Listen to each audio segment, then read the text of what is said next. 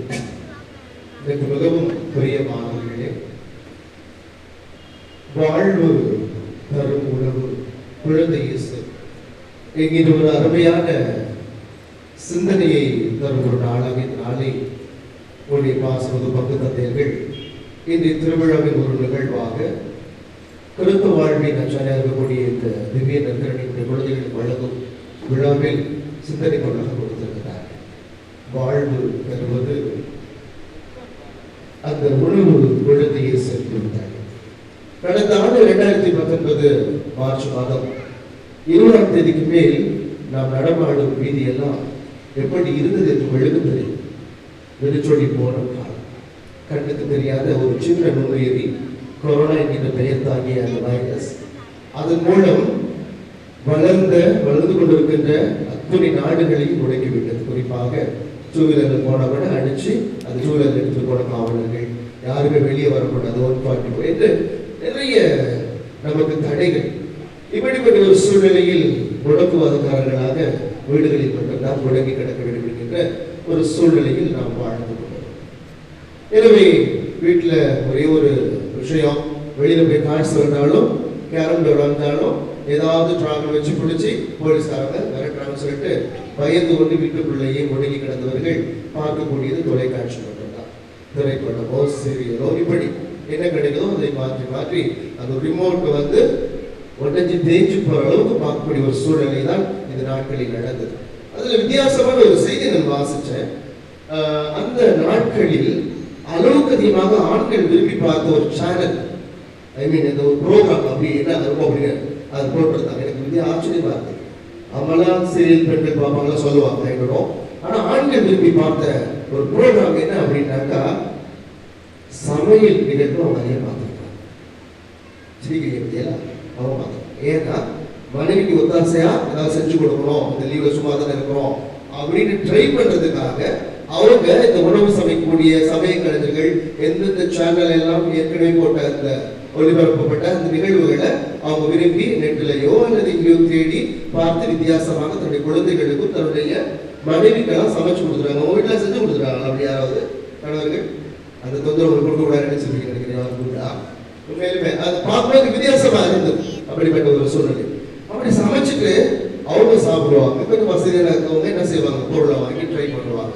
ஆனால் ஏழை எளிய பிள்ளைகளை பார்த்தோம்னா அந்த சேனல் பார்க்குறாங்க, ஒரு ஏழை குடும்பம், அவங்களுக்கு அது ஆசையா அவங்க நல்ல வித்தியாசமா சமைச்சு சாப்பிடும்போது இந்த பிள்ளைங்க அப்படியே பார்க்கும், ஐயோ இப்படி சாப்பிட்றாங்களே, நமக்கு அந்த ஒரு வாய்ப்பு கிடைக்கலையே அப்படின்னு சொல்லிட்டு உண்மையிலுமே எவ்வளோ ஒரு கொடுக்கனாக்கா அந்த அனுபவிக்கிறது தான் தெரியும்.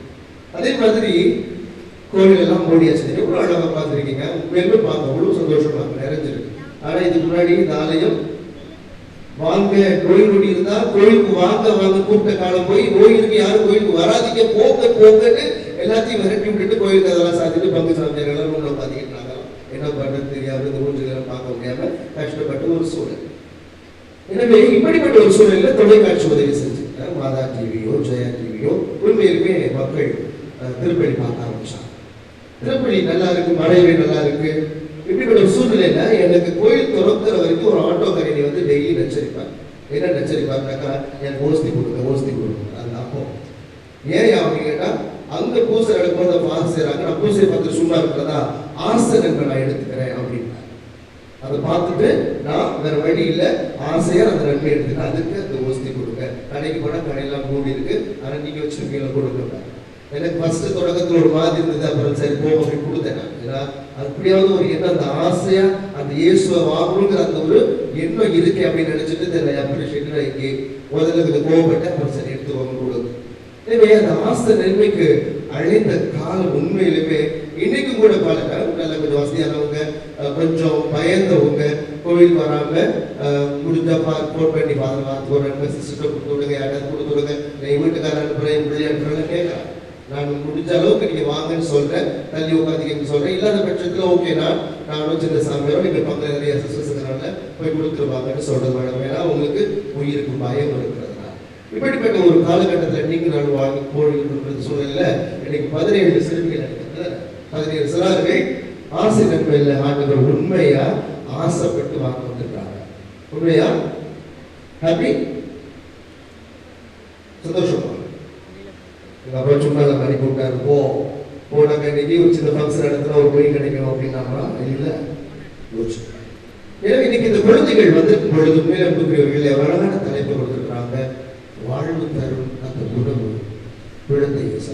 குழந்தை இயேசு பிறந்தோடனே கொண்டு போயிடாங்க, துணியில பொதிந்து தீவன தொட்டியில வச்சாங்க. தீவன தொட்டி சதிப்பட உணவுக்கான அடையாளமா மாடுகளுக்கு உணவு கொடுக்கணும்னாக்க அந்த மாட்டு கொட்டாயில கட்டாயமா ஒரு தீவன தொட்டி இருக்கும். எனவே அந்த தீவன தொட்டியில குழந்தைய குழந்தை இயேசு கிடக்கிறார். எனவே அப்பவே சின்னதிலேயே இந்த உலகத்துக்கு வாழ்வு தரும் உணவாக இந்த இயேசப்பா அருக போகிறாரு அப்படிங்கிறத அந்த ஒரு நிகழ்வு நமக்கு தொடக்கத்திலேயே நிகழ்த்தப்பட்டதை நாம கிறிஸ்துமஸ் விழா காலத்துல கேட்பது நினைச்சதில்லை.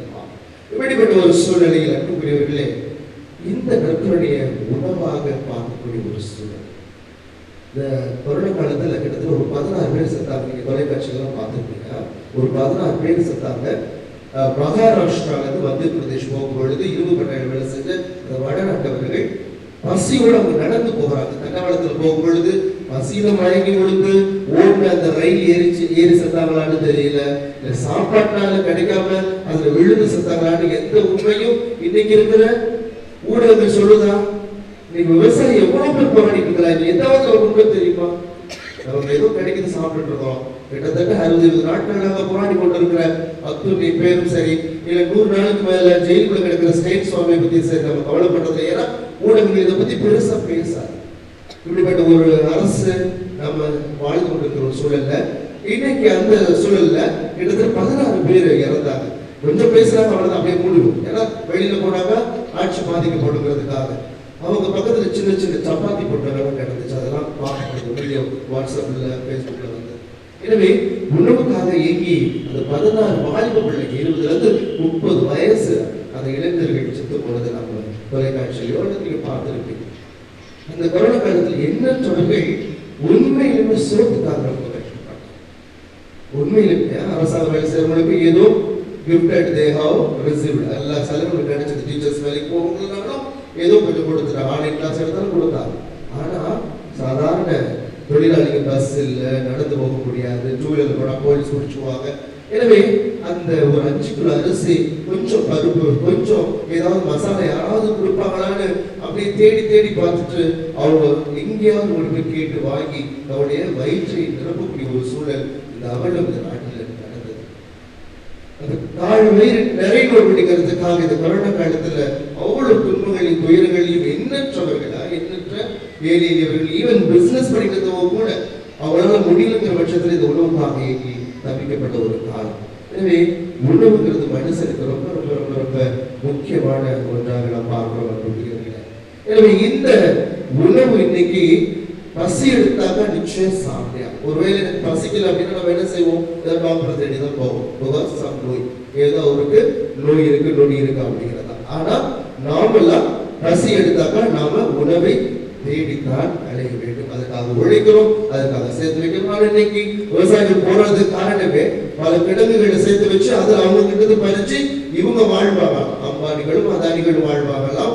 ஆனா சாதாரண விவசாயிங்க கஷ்டப்படுவாங்க. இதே கொரோனா காலத்துல கூட இந்த ரைஸ்ல சானிடைசர் தயாரிக்கலாம், வெத்தல் எடுத்து அப்படின்னு அந்த கிடங்குகளை சேர்த்து வச்சு வெளிநாட்டுக்கு ஏற்றுமதி செய்யவும் நிறுவனங்கள் முன் வந்தது. அந்த உணவுகளை எலிகள் தின்றது, சில விலங்குகள் பூச்சிகள் தின்று அழித்தது. மனிதர்கள் சோத்துக்காக கஷ்டப்பட்ட ஒரு சூழல். இப்படிப்பட்ட ஒரு வாழ்க்கை பயணத்தில் அன்புக்குரியவர்களை நாம இன்னைக்கு வாழ்வு தரும் உணவு அப்படிங்கிற ஒரு தலைப்பின் கீழ் சிந்திப்பதற்கான அழைப்பை பெற்றிருக்கிறோம்.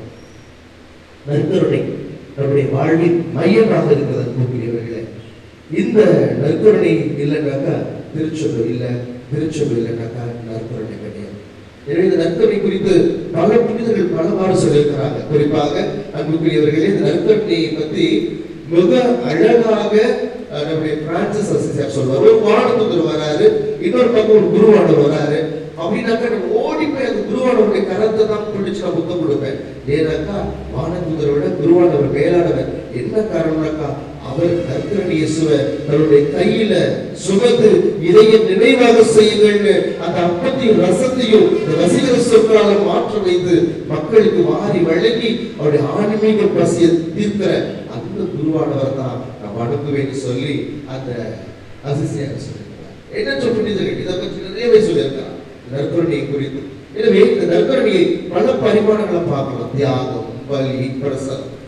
நம்முடைய முன்னாள் திருத்தந்தையர்களோ அல்லது விவிலிய அறிஞர்களோ, குறிப்பா கார்ல் ரானர், இவங்கெல்லாம் இந்த நற்கருணை பற்றி பேசும் பொழுது அந்த நற்கருணைக்கு பூச்சூடணும், அந்த நற்கருணைக்கு ஆறுதல் செலுத்தணும், அந்த நற்கருணையில பிரசனம் இருக்கு, அந்த நற்கருணை தியாக பலி அப்படின்னு சொல்லி ஒரு வகையில் இந்த நற்கருணையை ரொம்ப தூக்கி பிடிச்சு இது மாதிரி அறிஞர்கள் மக்களுக்கு சொல்லிட்டு இருந்தார். அதே நேரத்துல ஆஸ்தார் அல்லது பொன்வாய் அல்லது போன்ற புனிதர்கள் எல்லாம் இந்த நற்கருணை குறித்து பேசும் பொழுது அந்த நற்கருணை பலி பிரசனத்தை விட அதை அவங்க எப்படி பார்த்தாங்கன்னாக்கா, எதுக்கு நற்கருணை பள்ளிக்கு துணி போறீங்க, ஏழைகள் வீதியில துணி இல்லாம அழைஞ்சிட்டு இருக்கும் பொழுது அவங்களுக்கு போய் அந்த ஆடை அணிவிக்கலாமே என்று வித்தியாசமாக ஒரு விடுதலை தரக்கூடிய ஒரு சூழலை அவர் ஏற்படுத்துவதாக அவருடைய எண்ணங்கள், கருத்துக்கள் இப்படி இருக்கு. எனவே கிறிஸ்து இயேசுவில் பிரியமான சகோதர சகோதரிகளே, என் அன்பு குழந்தைகளே, நீங்க வாங்கக்கூடிய இன்றைய தருட்சாதனம் எவ்வளவு மதிப்புள்ளது என்பதை நான் பகிர்ந்து கொள்ள ஆசைப்படுகிறேன். இந்த நற்கருணையை நாம் உணவாக பார்க்கலாம். எனவே இந்த உணவு மனிதனுக்கு உண்மையிலுமே தேவைப்படுகிறது. ஆனால் ஆன்மீக பசி என்று சொல்லக்கூடிய ஏதோ எவ்வளவுதான் என் சொத்து சொகம் இருக்கு, வீடு வாசல் இருக்கு, எக்கச்சக்கமான பணம் இருக்கு, அத்தோட பணத்தையும் முன்னாடி கொண்டு வந்து வச்சுட்டு நீ சாப்பிட முடியுமா? கோடி ரூபாய் கையில கொடுத்துட்டேன், சாப்பிடுக்கா அப்படியே சாப்பிடுவீங்களா? நீங்க பணத்தை எப்படி சாப்பிடுவீங்க? வைத்தியமா? அதே அந்த பணத்திலே கொஞ்சம் உணவுப் பொருட்களோட்டி துப்பைகள் கொடுத்தா சாப்பிடும். எனவே இப்படிப்பட்ட ஒரு சூழ்நிலையில் இந்த ஆன்மீக பசைவு அன்புக்குரியவர்களை உங்களுக்கு கோடி ரூபாய் கொட்டி கொடுத்தாலும் நிச்சயமா அது உங்களுக்கு ஒரு வகையான மன நிம்மதியை தரப்போவது கிடையாது. ஏன்னா என்னைக்கும் எவ்வளவோ நீங்க வீடு வாசல் சேர்த்து வச்சாலும் சரி, உங்க பிள்ளைகிட்டாக சொத்து சொல் சேர்த்து வச்சாலும் சரி, அத்தனை நீங்க கொண்டு போவது கிடையாது. கடைசியில் நம்ம போற இடம் அந்த 6 அடி நிலம் தான். அங்கதான் அந்த சுடுகாட்டுல நம்ம போய் புதைக்க போறோம். ஏன்னா வாழும் காலத்துல ஏதோ ஒரு வேக்கம், ஒரு எம்ப்டினஸ், ஒரு சின்ன ஒரு இடங்கள் எங்கேயோ நமக்குள்ள இருக்கும். பார்க்கறதுக்கு வேணா நான் சிரிச்சுட்டு சந்தோஷமா போகும். பெரிய மாட மாளிகை, அதுல அழகான ஃப்ரிட்ஜ், டிவி, கட்டில், அது பஞ்சமத்தில படுத்தா நம்ம தூக்கம் வருமா உண்மையிலுமே அப்படின்னாக்க பல நேரங்கள்ல பலர் சொல்லுவாங்க, தூக்க மாத்திரை போட்டு தான் அதை சாப்பிடுறேன். போலீஸ் வரைக்கும் தூக்க மாத்திரை போட்டு தான் சாப்பிடாம தூக்கம் வந்து எனக்கு அப்படிங்களா? பசிக்கு அது ஏதாவது மாத்திரை சாப்பிட்டா அந்த பசி டைஜஸ்ட் அதுக்கு மாத்திரை ஏதோ ஒன்று உள்ள நெருடல்கள். இந்த நெருடல் ஏதோ ஒரு ஆன்மீக பசியினால்தான் அது ஏற்படுகிறது. எனவே இந்த ஆன்மீக பசியை தீர்ப்பதற்கு யாராலையும் முடியாது. அன்புக்குரியவர்களே, கிறிஸ்துவனாய் நமக்கு கிடைச்சிருக்க மிகப்பெரிய பொக்கிஷம் நமக்கு கொடுத்திருக்கிறது நற்கருணை. இந்த நற்கருணை இது பெருசா உங்களுடைய பசியை, உங்க வயிற்று பசி தீர்க்காது. ஆனால் உங்களுடைய ஆன்மீக பசியை போக்க வல்லது என்பதை நாமும் மறந்துடக்கூடாது. இதை குறித்து புனிதர்கள் நிறைய பேர் சொல்றாங்க. அன்னை தெரசு சொல்றாங்க, வேதனையோடு இருக்கக்கூடிய அந்த வெளி உலக மக்களுக்கு நான் எங்கேயாவது பிச்சை எடுத்து அவர்களுக்கு நான் உணவு கொடுக்கிறேன், அவர்கள் நல்வரணத்தை ஏற்படுத்தும் வரை உணவு அளிக்கிறேன், 3 பேர் அவர்கள் சாப்பிட. ஆனால் பல நேரங்களில் நான் பட்டினி கிடந்து கூட அவர்களுக்காக போராடுகிறேன். என் பட்டினி போராட்டத்தில் எனக்கு நிறைவான வயிற்றை நிறைவாக்கி தருவது யாரெனில் இந்த நற்கருணையை சாப்பிட. அவர்கிட்ட போய் 10 நிமிஷம் உட்காந்து முகத்தை பார்த்துட்டு அப்படி போனாங்க. சரி, ஒரு 1/2 மணி நேரம் 1 மணி நேரம் திருப்பள்ளி பார்த்துட்டு அந்த திருப்பள்ளியில் நடக்கக்கூடிய அந்த அப்பமும் ரசமும் எனக்கு அவ்வளவு நிறைவா இருக்குது. அதனால நம் பலருடைய பசியை நான் நிறைவேற்றுகிறேன் என்று சொல்லுகிறேன். எனவே இப்படிப்பட்ட புனிதர்கள் மட்டுமல்ல, சாதாரண சாமானியர்கள் கூட இன்று இந்த இறை அனுபவத்தை பெற்றிருக்கிறார். எத்தனை உங்களுக்கு அந்த அனுபவம் இருக்கிறது உண்மையாக ஒரு சடங்குக்காக, சம்பிரதாயத்துக்காக திருவிழா காலத்துல பூசை போறாங்க, சாவான பாவம், ஏதோ ஒரு பாவம். ஞாயிற்றுக்கிழமை கடற்கரை பூசை போறாங்க, அது பாவம். அதுக்காக போய் நம்ம வாங்குறோம்னாக்கா உண்மையில இந்த வேக்கம், இந்த உங்க கூட இருக்கக்கூடிய இந்த ஒரு சின்ன நெடுல பக்தி செய்யாது. ஆனாங்க ஆசைப்பட்டு இந்த நற்கருணை தேடி செல்ல வேண்டும். ஏனெனில் இது வாழ்வு தரும் உணவு, வாழ்வு தரும் உணவு. எனவேதான் அந்த சீடர்கள் எல்லாம் இதற்காக கேட்கிறாங்க. சில பேர் ஐயோ இவரிடம் புரியாம பேசுறாங்க, ஓடி போறாங்க. புரிஞ்சவங்க அவரோட இருந்து அந்த உணவை பிறகும் வாரி வழங்கியதை வேதனோடு சொல்லியிருக்காங்க. கிறிஸ்து பிரியமான இணைச்சட்ட நூல், அந்த இணைச்சட்டத்துல 8வது அதிகாரம் மிக அழகாக சொல்லுகிறது. அதுல அந்த அதிகாரத்தில் மிக தெளிவாக பசி எடுப்பதை பற்றி அவர் சொல்றார். இஸ்ரேல் மக்கள் காத்து கிடக்கிறார். ஐயோ தேடி வந்துட்டோம், நமக்கு வாழ்வு கிடைக்கும் புறப்பட்டு வந்தாச்சு, இந்த வாழ்வு கிடைக்கும் அப்படிங்கிற இந்த பயணத்துல எங்களுக்கு எதுவுமே கிடைக்கலையே அப்படிங்கிற ஒரு சூழ்நிலை இருக்கும் பொழுது பசி எடுப்பதை குறித்து அவர் பேசுகிறார். அந்த பசிக்காக அவர்களுக்கு மன்னாவையும் காடையும் ஒழுகிட்டார். அன்புக்குரியவர்களே, அந்த மன்னாவும் காடையும் சாப்பிட்டவங்க கடவுளால் கொடுக்கப்பட்டதுதான்.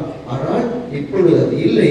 ஆனால் மாறாக அந்த மன்னாவையும் காடையும் கடந்து நானே வாழ்வு தரும் உணவு என்ற அந்த ஆண்டவராகிய இயேசு கிறிஸ்து உங்களோடு எப்பொழுதும் இருப்பேன் என்று சொல்லி இந்த நற்கரணியில் இருக்கிற அந்த ஆண்டவராகிய இயேசு கிறிஸ்து இன்று நம்முடைய பசியை போக்க வல்லவராக இருக்கிறார். கிறிஸ்துவின் பிரியமானவர்களே, வயிறு நிறைய நமக்கு சாப்பாடு பல நேரங்களில் கிடைக்காட்டினாலும் அதற்காக உழைக்கிறோம். உழைத்து பெரிய ஆளாகணும். பெரிய ஆளாகிற நாம இந்த வாழ்வு தரும் உணவு நானே என்று சொன்ன ஆண்டவரை புரிந்து கொண்டால் அவர்கள் என்றும் வாழ்வார் என்று சொன்னார்கள். ஆண்டவராகிய இயேசு கிறிஸ்து அந்த உணவை உண்பவர்கள் என்று வாழ்வார். அந்த வாழ்வை வழங்கும் வல்லலாக நீங்களும் நானும் கிறிஸ்தேசுவில் பிரியமான சகோதர சகோதரிகளே, இந்த நற்கருணை நாம் பெறுகிறோம் என்று சொல்லுகிறோமே, அல்லது இந்த நற்கருணையை நான் எடுக்கிறேன் என்று சொல்லுகிறோமே, இப்படிப்பட்ட நற்கருணையை பெறுகிறேன் எடுக்கிறேன் என்றால் அதற்கு முன்பாக நான் ஒன்று சிந்திக்க வேண்டும். இன்னைக்கு நான் ஃபர்ஸ்ட் ரேங்க் எடுக்கிறேன், 10ஆம் கிளாஸ்ல ஃபர்ஸ்ட் ரேங்க் எடுத்திருக்கிறேன், +2ல ஃபர்ஸ்ட் ரேங்க் எடுத்திருக்கிறேன், அல்லது IAS படிச்சு நான் முதலிடம் எடுத்திருக்கிறேன் என்று பெருமையாக சொல்கிறார்கள். எடுத்தேன். அவங்க சும்மா எடுக்க முடியுமா? யோசிச்சு பாருங்க. உங்க பிள்ளைங்க நீங்க ஏதோ ஒரு வகையில ஏதோ ஒரு ஜெயிச்சிருக்கீங்க, எடுத்திருக்கீங்க, முன்னுக்கு வந்திருக்கீங்க, எப்படி வர முடியும்? உங்களால் கொடுத்தாதான் கொடுக்க முடியும். ஃபர்ஸ்ட் ரேங்க் எடுக்கிறேன்னாக்கா நான் ஏதாவது கொடுக்கணும். என்னது கொடுத்திருப்பேன்? என் தம்பி ஒரு ஃபர்ஸ்ட் ரேங்க் எடுத்திருக்கான், 10th-லயோ 12th-லயோ, அவன் எவ்வளவு நேரத்தை கொடுத்திருப்பான் யோசிச்சு பாருங்க. ஃபர்ஸ்ட் ரேங்க் எடுக்கணுங்கிறதுக்காக அவன் எவ்வளவு நேரத்தை கொடுத்திருப்பான். அதுக்காக படிச்சு எடுத்து முயற்சி, அதனாலதான் அவன் அடைஞ்சான் அது ஃபர்ஸ்ட் ரேங்க். எனவே ஒன்னு அடையணுங்கிறதுக்காக, ஒன்னு எடுக்கணுங்கிறதுக்காக நாம எதையாவது கொடுக்கணும். இன்னைக்கு இந்த நற்கருணை நமக்கு உணவு என்றால், இந்த உணவை நான் பெறுகிறேன் என்றால், நான் எடுக்கிறேன் என்றால், இதை நான் கொடுக்க வேண்டும். எப்படி கொடுக்க முடியும்? சிந்திச்சு பார்க்க முடியும். ஒரு 1000 ரூபாய் நீங்க கையில் இருக்கு, 1000 rupees இல்லாம் என்ன செய்றீங்க? ஒரு ஹோட்டல் போறீங்க, குடும்பத்தோட சாப்பிடுறீங்க ஒரு 1000 ரூபாய்க்கு. இல்லையா ஒரு சினிமா பார்க்க போறீங்க, ஒரு 1000 ரூபாய் செலவு பண்ணி ஒரு நல்ல படம் பார்க்குறீங்க, குடும்பத்தோட பார்க்குறீங்க. இல்லை ஏதாவது ஒரு கேளிக்கை கூத்தாட்டம், ஏதோ சுற்றுலாத்தலம், 1000 rupees நீங்க குடும்பத்தோட செலவு பண்ணுறீங்க. என்ன ஆகும்? அந்த நேரத்தில் சாப்பிட்ட சாப்பாடு அதோட அவ்வளவு. அன்னைக்கு பார்த்த படத்தோட முடிஞ்சிடும். அன்னைக்கு நாம ஜாலியா போனோமா முடிஞ்சிடும். ஆனா அதே அந்த 1000 ரூபாவை ஒரு படிக்கிற கஷ்டப்படுற ஒரு ஏழை மாணவன் நீங்க கொடுத்துமா? இல்லையா ஒரு முதியர் அவருக்கு நோய், அவருக்கு மருந்து மாத்திரை வாங்க காசுல கொடுத்துப்பாரு. அன்புக்குரியவர்களே, இந்த 1000 rupees ரொம்ப ரொம்ப ரொம்ப வேல்யூ இருக்கு, மதிப்பு இருக்கு. ஏன்னா அது சொன்ன மாதிரி இன்னொருத்தரை வாழ வைக்கும். இந்த 1000 rupees நீங்க சாப்பிட்டது, சினிமா பார்த்தது ஓகே, ஒரு ஜாலிக்காக பண்றீங்க. ஆனா அதோட முடிச்சு உங்களோட முடிஞ்சிடும். ஏன் நீங்க இன்னொருத்தவங்களுக்கு உதவியை செய்யும் பொழுது, படிப்புக்கோ நோய்க்கு கொடுக்கும் பொழுது, அங்கதான் ஆண்டவர் சொன்னதை ரொம்ப அழகாக புரிஞ்சுக்கணும். நீங்கள் வாழ்வீர்கள் சொன்னார் பார்த்தீங்களா? இந்த உணவை உட்கொள்ளுகிற நீங்க வாழ்வீர்கள். என்னால 2 பேர் வாழலாம். நான் கொடுத்தது 1000 rupees ஒருத்தர் படிச்சதுக்கு மரியாதை இருக்கலாம். நான் கொடுத்த 1000 rupees அது புதியவர் சாகும் தருவாயில இன்னும் ஒரு 10 நாள் வாழ்வதற்கு என்னுடைய அந்த உதவி, அந்த பண உதவி செய்து இதை எங்க நம்ம எடுக்கிறோம்னாக்கா இந்த பீடத்தில் நாம் பெறக்கூடிய நற்பருமை இது நமக்கு இந்த வாழ்வு தருவது. என் ஒரு சடங்குக்காக இதுக்கு போகலன்னா அவ்வளவுதான் பாவம் நினைச்சு நாம வாங்குறதை விட உண்மையுமே ஆசைப்பட்டு இந்த நற்பருமையை சொன்னா வாங்கும் பொழுது, அனுபவிக்கும் பொழுது அந்த அனுபவம், இந்த உணவு இது உங்களை வாழ வைக்கும். இந்த சின்ன அப்பம் உங்களை வாழ வைக்கும். ஏன்னா இதை நினைவாக செய்யுங்கள் என்று சொல்லி ஏற்படுத்தியவர் ஆண்டவராகிய இயேசு கிறிஸ்து. எதை நினைவாக செய்யணும்? இந்த அப்பம் சொல்லிக் கொடுக்கிற பாடம் அதுதான். அப்பா, மன்னவ சாப்பிட்டவங்க, காடையை சாப்பிட்டவங்க செத்து போனாயா? ஆனா எங்க சாப்பிட்டவங்க உயிரோட வாழ்வான், இறப்பினும் வாழ்வான்னு சொன்னாங்க. நீங்க இறந்தாலும் கூட ஆஹா அந்த ஆரோக்கியசாமி என்னன்னா, ஆஹா அந்த அக்காவா அவங்க பொழுது அவங்க செஞ்சதை உண்மையிலும் மறக்க முடியாது. இந்த தெருவில் எத்தனை பேருக்கு உதவி செஞ்சிருப்பாங்க, இந்த தெருவில் எத்தனை பேருக்கு அவங்க உணவு கொடுத்திருப்பாங்க, படிப்பு உதவி கொடுத்திருப்பாங்க. இறந்தாலும் நீங்க நீங்க பேசப்படுறீங்க. அதுதான் இயேசு சொல்றாரு, அதுதான் இந்த உணவு. எனவே இந்த வாழ்வு தரும் உணவு உங்களை நிறைவுபடுத்துது. பசி எடுக்கிறதுனால நாம சாப்பிடுறோம். இந்த ஆன்மீக பசிக்கு மிகப்பெரிய ஒரு நிறைவை தருவது இந்த ஆன்மீக உணவு. உங்களை முழு மனுஷனா நிறைவுபடுத்தும், முழு மனுஷனா மாறுது. இது சாதாரண தப்பு இல்லை. கோதுமை 84 செய்யப்பட்டதுனால இது சத்தியமா நீங்க சாதாரண இடம் போட்டுறாதீங்க. இதுல இயேசுவான உண்மையிலுமே இருக்கிறார். இந்த இயேசுவை அனுபவிச்சு வாங்கி ஒவ்வொரு நாளும் இந்த திருப்பலியில் தன்னை மெருகேற்றிக் கொண்டவர்கள் இறந்தாலும் வாழ்ந்து கொண்டிருக்காங்க. வாசிக்கிறோமே எத்தனை புனிதர்கள், 3 பேர் தான் பிறப்பு விழா கொண்டாடுறோம். ஜீசஸுக்கும் மாதாவுக்கும் யோவானுக்கும் பிறகு மற்ற எல்லா புனிதர்களுடைய விண்ணக பிறப்பை தான் நாம கொண்டாடுறோம். எல்லாத்தோடைய விண்ணக பிறப்பை இறந்ததுக்கு அப்புறம் அவங்க கொண்டாடுற அவசியம் யோசித்து பாருங்க. இந்த கேள்வி கேட்டு பாருங்க. இவ்வளவு புனிதர்களை நம்ம கொண்டாடுறோம். அதனுடைய அரிசாவையாரு ஜான் சொல்லிக்கிட்டே இருக்கிறோமே. இவங்க இறந்ததுக்கு அப்புறம் இப்படிப்பட்ட ஒரு கொண்டாட்டம் தேவை? உங்களுக்கு பேர கோயில் தேவையா? உங்க பேர ஸ்கூல்கள் தேவையா? உங்க பேர மருத்துவமனை தேவையா? ஏனெனில் அவங்கள்ட்ட இருந்த ஆன்மீக பசிக்கு ஆண்டவர் தேடினாங்க, நற்கொடை வாங்கி அனுபவிச்சாங்க. அந்த அனுபவம் பலருக்கு உதவி செய்ய தூண்டியது. எனவே பேசப்படுகிறார்கள். அவர்களை குறித்து திருத்தந்தையர்கள் தேடுகிறார்கள். அவர்களை குறித்து சில அதிசயங்கள் அற்புதங்களை பார்க்கிறார்கள். எனவே அவர்களை புண்ணியர்களாகி அழகுபடுத்துகிறார்கள். நீங்கள் நான் ஒரு நாள் அந்த வரிசையில் நிச்சயமா இருக்க முடியும். நிச்சயமா இருக்க முடியும். முடியாதா? இந்த நற்கரை உங்களை மாத்தமா பார்த்தாதான் நிச்சயமா மாற்றும். நம்ம வரோம், அழகா உடுத்துறோம், வந்து உட்காரோம், பாட்டு பாடுறோம். நாங்க முடிஞ்சதுக்கு வெளியில போனதுக்கு அப்புறம் அவன் என்ன பாடலாம், இவன் என்ன பாடலாம், அவர் வாசத்தை அவர் தான் செய்வாரா, இவர் தான் செய்வாரா இப்படின்னு சொல்லிட்டு போயிட்டு இருப்போம்.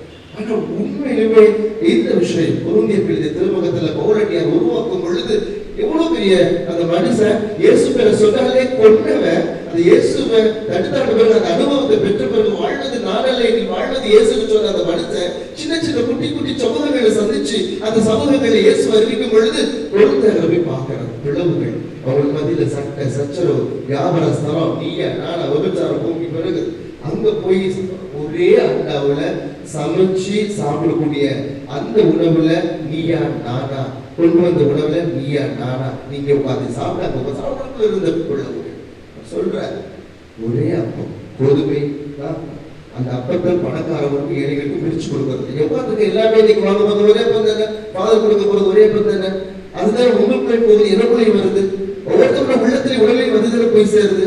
அப்போ ஒரே அந்த அப்பம் அந்த உங்களோட உள்ளத்துல போகும் பொழுது நற்கரை உணவா அந்த ஆன்மீக உணவு உங்களுக்கு இறங்கும் பொழுது நமக்குள்ள எதுக்கு இந்த பிளவு? ஏன் நீ பெரியவன் நான் சின்னவன் பேசணும்? ஒருவேளை சின்னவனா இருந்தா அவனை தட்டி கொடுத்து வளர்க்க வேண்டியதுன்னு நீங்க இயேசுவா மாறதுக்கான அர்த்தமே.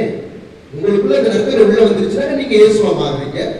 ஒரு வாழ்வு தருவதனாலே நீ வாழ்வது இயேசுன்னு பவுலடியார் சொல்லி இப்படிப்பட்ட போதனைகளுக்காக எவ்வளவு துன்பங்கள் படும் பொழுது இந்த இயேசுவுக்காக இதே உடல்ல இதே ரத்தத்தை என்ன தந்த போறாங்களோ எப்படி தக்கா போறாங்களோ அதே தான் நான் பெறேன். அப்படி இருக்கும் பொழுது எனக்குள்ள மட்டும் ஏன் பிளவு வேறுபாடு? இவன் உயர்ந்தவன், இவன் தாழ்ந்தவன், அவன் அந்த சாதி இவன் இந்த சாதி, எதுக்கு நமக்குள்ள இந்த பிளவுகள்? நிச்சயம் இருக்கக்கூடாது. இதெல்லாம் இருந்துச்சுன்னாக்கா வேணா வயிறு நிறைஞ்சுட்டு சொல்லலாம், வயிறு பெருசா தொப்பை காமிச்சுக்கலாம். ஆனா உங்களுக்குள்ள இருக்கக்கூடிய அந்த பசி, ஆன்மீக பசி, அதை மறைக்கிறதுக்கு தான் நம்ம போடுறது சிரிக்கிறது அப்படின்னு காமிச்சோம். உண்மையிலுமே நமக்குள்ள போகிற அந்த உடல் ஒரே கோதுமை வெப்பத்தினால ஒரே திராட்சை ரசத்தினால செய்யப்படுறதா எல்லாருக்கும் போகுதுன்னா நம்ம எல்லோருமே இயேசுடைய ஒரே சகோதர சகோதரிகளாக இன்னைக்கு அதுலதான் நிறைய வேறுபாடு பிளவு பிரச்சனை. உண்மையிலுமே நமக்குள்ள இருக்கக்கூடிய ஏற்றத்தாழ்வுகளுக்கெல்லாம் காரணம் மற்றவங்களுக்கு இருந்து போட்டோம், நம்ம சமூகத்தில் இருக்கக்கூடாது. கிறிஸ்தவ அந்த மதத்துக்குள்ள இந்த பிளவுகள் இருக்கக்கூடாது, நமக்குள்ள சபைகள் இருக்கக்கூடாது, நமக்குள்ள சங்கங்கள் இருக்கக்கூடாது. ஈவன் திருமணத்துக்குள்ள ஏசாதில பொண்ணெடுப்பதெல்லாம் ஒருவேளை ஏற்றுக்கொள்ள முடியாது. நம்ம பதிவு செய்யும் போது கூட இந்த சாதியில தான் போட வேண்டிய பதிவு செய்வது நியாயம் இருக்கு. அப்ப என்ன இது ஒரே அப்பத்துல இவங்களுக்கு அதுதான் அவங்களுக்கு அதுதான், what is the difference between? ஒரு கேள்வி நீங்களே கேட்டுப்பாங்க. இந்த ஆன்மீக பசியை போகிறதுக்கு வந்த ஆண்டவராகிய இயேசு கிறிஸ்துவை உண்மையான வாழ்வு தரும் உணவு என்று நாம் ஏற்றுக்கொண்டோம் எனில் அன்புக்குரியவர்களை நாம இந்த உணவு பசிக்காக உணவு பசிக்காக இன்னும் என்னென்ன பசிக்காக எங்கி தவிக்கிறார்களோ அத்தனை பேருக்கும் நீங்களும் நானும் உணவாக மாறும். ஏனெனில் இந்த ஆண்டவரை நானும் உணவாக பெற்றுக் கொள்கிறேன். இந்த ஆண்டவர் தன்னையே முழுமையாக நானே உணவு என்று சொல்லி கொடுத்தவரை என் பசிக்காக பெறுகிறேன். அப்படி பெற்று அனுபவிக்கிற நான் பிறர் பசி எடுக்கும் பொழுது, இந்த பசியில் நிலைத்து இருக்கும் பொழுது அவங்க எந்த பசி அவங்களுக்கு நான் உணவாக இருக்கிறேனா கேள்வி கேட்கணும். புரியுதா? புரியுதா? நீங்க வாங்குற இந்த நற்கருணை எப்படி ஏசப்பா உங்களுடைய ஆன்மீக பசியை தீர்க்கிறாரோ, ஸ்பிரிச்சுவல் growth உதவி செய்யறாரோ, நீங்களும் உங்க தாய் தகப்பனுக்கு, உங்க உடன் பிறந்த சகோதர சகோதரிக்கு, ஒரு தெருவில் கஷ்டப்படுறவங்களுக்கு நீங்க உணவாக மாறும். உணவாக மாறுன்றாங்க. அவங்க கஷ்டப்படுறாங்கல்ல, ஒரு சின்ன உதவி செய்யுங்க. உங்களுக்கு ஒரு 10 ரூபாய் எக்ஸ்ட்ரா இருந்தா 2 ரூபாய் கொடுக்கலாம், தப்பே கிடையாது. கிளாஸ் போற ஒரு பிளேட் பேனா இல்ல 2 பேனா இருந்தா கொடுக்கலாம். This is the way we have to express our needs. இதுதான் நான் கிறிஸ்துவ வாங்கியிருக்கிறேன், இயேசுவா நான் இருக்கிறேன்றதை வெளிப்படுத்தக்கூடிய ஒன்று. இல்ல என்னுடைய சித்தப்பாவுக்கு என் சித்திக்கும் சண்டை, இல்ல எங்க அப்பாவுக்கு எங்க சித்தப்பா பேசிக்க மாட்டாங்களா, நீ சொல்லலாம். அப்பா நம்ம ஒரே அப்பா வாங்குறோம், ஒரே இயேசு தானே, அவருடைய சகோதர சகோதரின்னு சொல்றோம்ல, ஏப்பா சித்தப்பாட்ட சண்டை போறோம், ஏப்பா பெரியப்பாட்ட சண்டை போறோம், நம்மளாம் ஒத்துமையா இருக்கணும்பா நீ சொல்லணும். அதுக்குதான் இயேசு கொண்டு வராத தவிர ஏதோ இன்னைக்கு ஒரு நாள் அலங்கரித்து குத்தி கையில வெள்ளி வச்சு தொங்கட்டா போட்டு கூட வர இயேசுவா நீ மாறினாக்கா இந்த உலகத்துல இருக்கக்கூடிய சின்ன சின்ன விஷயங்களை எல்லாம் சுட்டி காட்டி அது நல்லா இருக்கணும் அப்படின்னு அந்த பசியை போக்குறதுக்காகத்தான் இயேசு உனக்கு உணவாக மாறுகிறார். சரியா? நீ முடிச்சுட்டு போய்கிட்டு பிரியாணி சாப்பிடுவியோ, தேங்காய் சோறு சாப்பிடுவியோ, ஐ டோன்ட் நோ. ஆனா இன்னைக்கு உன்னுடைய இதயத்துக்குள்ள வர இயேசு ஆண்டவர், அந்த இதய பள்ளிக்குள்ள வர இயேசு ஆண்டவர் உன்னை நம்பி வராரு. என்ன நம்பி வராரு? இனிமேல் நான் இந்த வீதியில, என் வீட்டுல, இந்த பங்குல ஒரு அன்பின் கருவியா, ஒரு அமைதியின் கருவியா, ஒரு இரக்கத்தின் கருவியா, ஒரு மன்னிப்பின் கருவியா, யாருக்கெல்லாம் பசிக்குதோ அவங்களுக்கெல்லாம் நான் உணவு கொடுக்கக்கூடிய ஒரு கண்ணால பார்க்கக்கூடிய தெய்வமா மாற போறேன். வாழ்வது நான் அல்ல, என்னில் வாழ்வது இயேசு சொல்ல பண்ணுவார். Okay, will you do that? அதுக்காக தான் நீங்க பிரேயர் பண்ண, அவ்வளவு உங்களுக்காக ஜெபிக்க உங்களுக்கு வந்திருக்காங்க. எனவே 10 பேரோட ஒண்ணு அதோட நானும் அப்படி போறது அல்ல. ஏனென்றால் இன்று நம்மை போன்றவர்கள் எல்லாம் வளர்ந்து கூட சில நேரங்களில் இந்த அனுபவத்தை மறந்து போவாங்க. யோசித்து பாருங்க, இவங்களை மாதிரி அதை முதல் நாள் நம்மளும் தயாரிச்சு வரும் பொழுது எவ்வளவு ஒரு த்ரில்லிங்கா இருக்கும். பாவசங்கீதத்துல பண்ண பொழுது அப்படியே பயந்துட்டு போய் நிற்பாங்க. இப்ப பிள்ளைங்க வருவாங்க அப்படிப்பாங்க, என்ன பயமா அவங்க அது முதல் தடவை பண்றேன் சரி நல்லா சொல்லி கொடுத்துட்டேன்.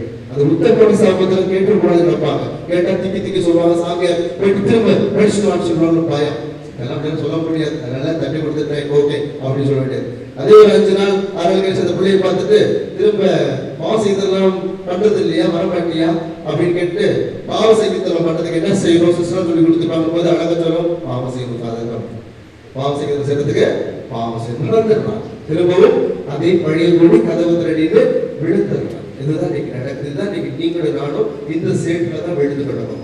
எழுந்திருக்கிறோம், விழுந்துறோம், எழுந்து கிடக்கிறோம், விழுந்துறோம். உள்ள இருக்கும் பொழுது, உள்ள சிறப்பு கல்விக்கு உள்ள வரும் பொழுது புனித தன்மையாக இந்த ஆலயத்தை பார்க்கிறோம், நற்கருணை பார்க்கிறோம். அதோட வெளியே போய் சிறப்பு மாற்றும் பொழுது எதையெல்லாம் வெளியே போதும் திரும்ப அதை ஏற்றிக்கிட்டு அதையே மாற்று. அதில் கோயில் வாசல்ல சண்டை நடந்துச்சு அன்னைக்கு, பயப்படி சண்டை.